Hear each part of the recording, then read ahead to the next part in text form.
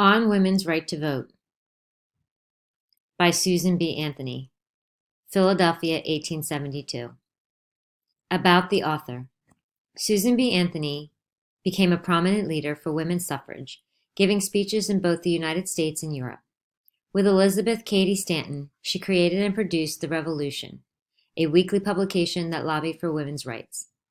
The newspaper's motto was "Men their rights and nothing more, women their rights and nothing less."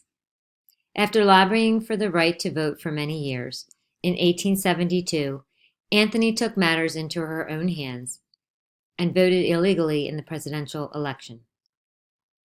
Anthony was arrested and unsuccessfully fought the charges. She was fined $100, which she never paid. Anthony delivered this address to explain her own civil disobedience. Friends and fellow citizens, I stand before you tonight under indictment for the alleged crime of having voted at the last presidential election without having a lawful right to vote. It shall be my work this evening to prove to you that in thus voting, I not only committed no crime, but, instead, simply exercised my citizens' rights, guaranteed to me and all United States citizens by the national Constitution beyond the power of any state to deny.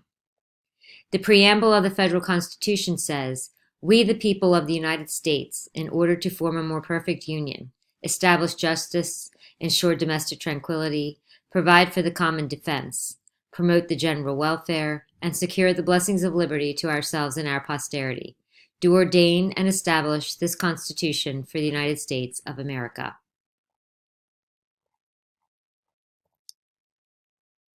It was we, the people, not we, the white male citizens, nor yet we, the male citizens, but we, the whole people, who formed the Union. And we formed it, not to give the blessings of liberty, but to secure them, not to the half of ourselves and the half of our posterity, but to the whole people, women as well as men.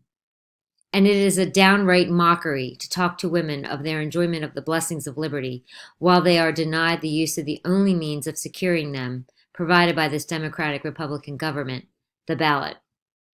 For any state to make sex a qualification that must ever result in the disfranchisement of one entire half of the people is to pass a bill of attainder or an ex post facto law, and is therefore a violation of the supreme law of the land.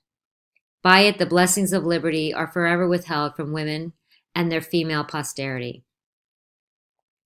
To them, this government has no just powers derived from the consent of the governed. To them, this government is not a democracy. It is not a republic. It is an odious aristocracy, a hateful oligarchy of sex, the most hateful aristocracy ever established on the face of the globe, an oligarchy of wealth, where the rich govern the poor, an oligarchy of learning, where the educated govern the ignorant, or even an oligarchy of race, where the Saxon rules the African, must be endured. But this oligarchy of sex, which makes father, brothers, husbands, sons the oligarchs over the mother and sisters, the wife and daughters of every household, which ordains all men, sovereigns all women's subjects, carries dissension, discord, and rebellion into every home of the nation. Webster, Worcester, and Bouvier all define a citizen to be a person in the United States, entitled to vote and hold office. The only question left to be settled now is, are women persons? And I hardly believe any of our opponents will have the hardihood to say they are not. Being persons, then, women are citizens, and no state has a right to make any law or to enforce any old law that shall abridge their privileges or immunities. Hence, every discrimination against women in the constitutions and laws of the several states is today null and void, precisely as is every one against Negroes.